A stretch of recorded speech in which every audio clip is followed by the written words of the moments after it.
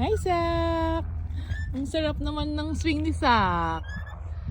Kumusta ang bebe na yan? Today is Wednesday. Walang pasok si Tita Jonah ni Sak, kaya nandito kami sa park. Maaga, naglakad-lakad na kami. It's too boring at home. Too many things going in my mind. So we decided to go out. Even it's a little bit windy, but the weather is nice.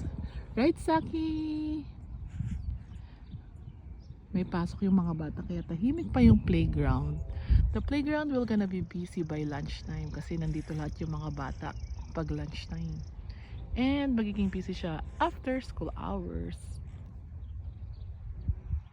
Si baby, oh, behave! Mas okay na yan naglalaro siya sa playground kaysa lagi siyang nanonood ng Miss Rachel. I love Miss Rachel. I have nothing against her, but na-addict na si baby kay Miss Rachel, so he needs outdoor activities. Right, baby Sak? See, he's already 9 months today. He's growing fast.